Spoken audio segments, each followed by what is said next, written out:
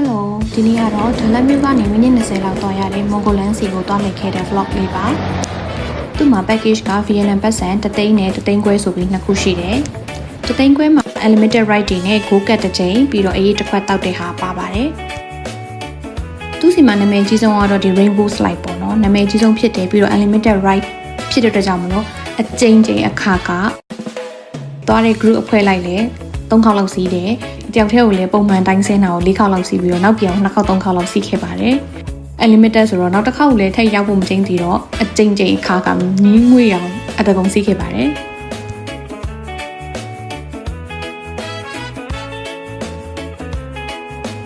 ဒါကနောက်တဲ့ unlimited စီးလို့ရတဲ့mini dry slide လို့ခေါ်တယ်ပေါ့နော်စောစော slide လိုမျိုးသူကအပြည့်အကြီးမဟုတ်ဘဲနဲ့အသေးလေးကနေစီးရတာဖင်းတော့နည်းနည်းကျင်းတယ်ဒါက Mongolian entrance ကနေစဝင်လိုက်တာနဲ့တွေ့ရမယ် grass sliding ဆိုတဲ့ဟာပေါ့နော်သူကမြက်ခင်းပြင်ကနေပြီးတော့မှအဲ slide show လေးစီးသွားပြီးတော့ကောက်လူပုံတီးရအောင်သွားတာပေါ့နော်ကိုစီးတော့ကတော့နည်းနည်းပူနေပါတယ်ဟုတ်နောက်တစ်ခေါက်ထပ်စီးပါတယ်ဒီတစ်ခေါက်က4ယောက်စီးပါတယ်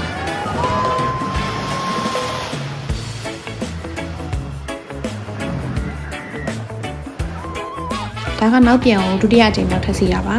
နောက်ပြန်စီးရတာကပို့ပြီးတော့ကောင်းပါတယ်ဘာလို့ဆိုတော့ကိုယ်ဝိတ်လဲပါတော့အချိန်ပိုကောင်းသွားပြီးတော့မိုက်ပါတယ်ဖြစ်နိုင်လို့ရှင်လူအများကြီးနဲ့နောက်ပြန်အကုန်လုံးစီးရင်ပိုတော့မိုက်မယ်လို့ထင်တယ်ပေါ့နော်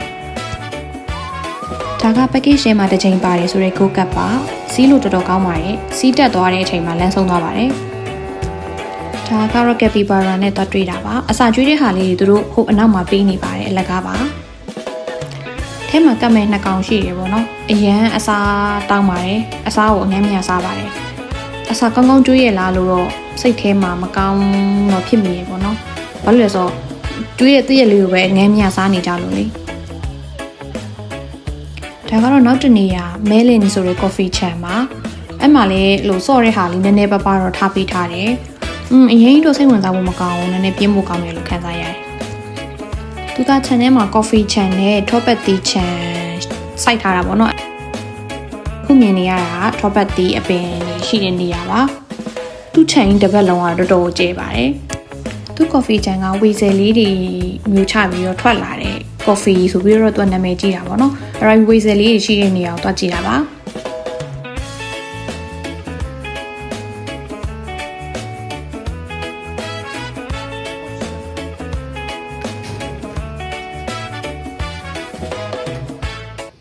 အထက်ကိုရောက်တော့ဝေဆယ်လေးတွေပဲမှလဲဆိုပြီးပတ်ရှာကြည့်ပါတယ်သူတို့ကအရန်သေးတော့တော်တော်နဲ့တော့မမြင်ရဘူးပြီးတော့ဖြစ်ချင်တော့သူတို့အကုန်လုံးကအိတ်နေကြတော့မတွေ့ခဲ့ရဘူးပေါ့နော်နောက်ဆုံးတော့ရှာတွေ့သွားပါတယ်ဒါပေမဲ့အကုန်လုံးကသူတို့အိမ်လေးတွေထဲမှာအိတ်နေကြတာပါမဲလင် coffee chan မှာတော့ဘာမှလုပ်စရာမရှိပါဘူး coffee တောက်ခြံပတ်ပြီးတော့ခြေလမ်း1000ကျော်ပြည့်ခဲ့ပါတယ်ဒီနေ့တော့ဒီလောက်ပါပဲ bye bye